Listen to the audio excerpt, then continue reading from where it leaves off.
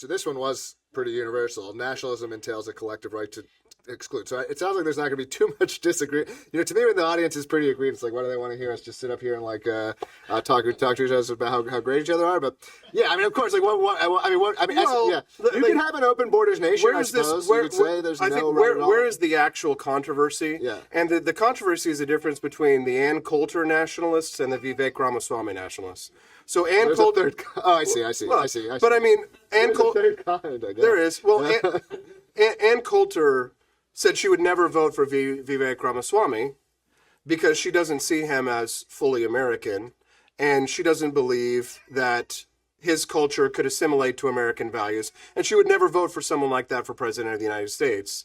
So she's more of an ethnic nationalist.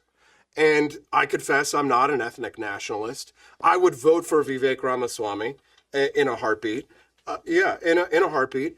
It was actually Vivek Ramaswamy that inspired me to write the Libertarian Nationalist Manifesto, because when he was running for president a couple of years ago, he described himself as a libertarian nationalist at the time. And I remember he was having that conversation with Ann Coulter. She said, I would never vote for you for president. And I said, well, I would. And I think there was nobody out there sort of describing the sort of collective ideals of people who would vote for Vivek Ramaswamy. What is it that he believes? Why was Vivek Ramaswamy so compatible with Donald Trump and Trumpism? Many people who dislike Ramaswamy just say, oh, well, he's really just trying to latch on to MAGA. That's what they accuse me of, like just trying to, suck up to power or anything like that. But there was a true compatibility between Vivek Ramaswamy and Donald Trump right up until the Iowa caucuses. But when Vivek Ramaswamy described himself as a libertarian nationalist, but was sparring with Ann Coulter of that concept of nationalism, I realized that here was a whole book opportunity, really, an opportunity to sort of describe these. And I'm actually hoping tonight to get ideas from all of you who are buying into these ideas of what you believe it is. But I think the right to exclude is probably our most important right. And as a matter of fact, I'm probably more exclusionary now than I've ever been, because I started in this movement in 2008 as a Ron Paul libertarian, and I've actually, and I really hate saying this, but I now disagree with the reasons for why I joined the libertarian movement in the first place. I find myself in a very awkward position of defending libertarianism, but that I think I was wrong when I thought that the reason that we are attacked by Muslim extremists is because of our intervention overseas. And that was because of my ignorance at the time, 20 years ago when I first started.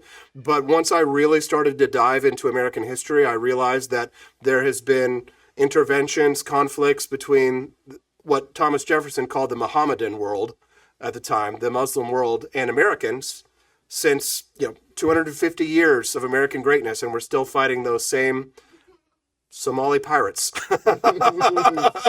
We're still fighting those same fights, and I don't believe that if we were to simply remove our presence from the world, that people would suddenly find peaceful relations for us.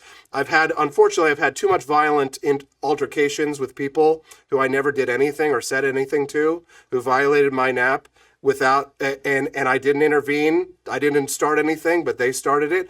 And I think that unfortunately that the non-aggression principle has gone from a very good idea to treat between individuals, and we've allowed anarchists to define the non-aggression principle on a formal national and international level. And I think that that's really done a lot of damage, and it's really broken us apart because it's paralyzed us from acting, because even acts of self-defense become a violation of someone's non-aggression principle. So a right to exclude, we should exclude people who are anti-libertarian. I think we should exclude people. Thank you. Yeah. Isn't that obvious? Why should we allow communists and Islamists? My friend Judge Napolitano, I love him. He comes to my show every Wednesday morning, and we used to be in agreement on everything, and now we're kind of disagreeing on everything these days. And he believes in open borders, and he believes that if a violent terrorist wants to come to the United States, then the U.S. government has no right to exclude them. I asked him specifically, if someone wants to come and bomb the World Trade Tower again, and says, I'm coming to bomb the tower, should the government prevent them from doing that? No. I'm sorry, but that to me that's just suicide. Without Machiavelli, without Sun Tzu, without a proper theory of war, without the capability of defending liberty, you won't have it, because someone will take it from you. We see it every day. Yeah, I think this one's kind of a given. It's like if a nation is going to, maybe I shouldn't be putting givens on the things proposition, but I think we're talking about. I think if you're going to say that a nation has something different about it, and you want to maintain it over time to any degree, I mean, if you don't just want to let it, just completely. Melts to the lowest common denominator or float in the wind in whatever direction of whoever comes, then you obviously have to do this. I think we can disagree over like the degree to which it's necessary, right? We could have nations that are more inclusive or more exclusive.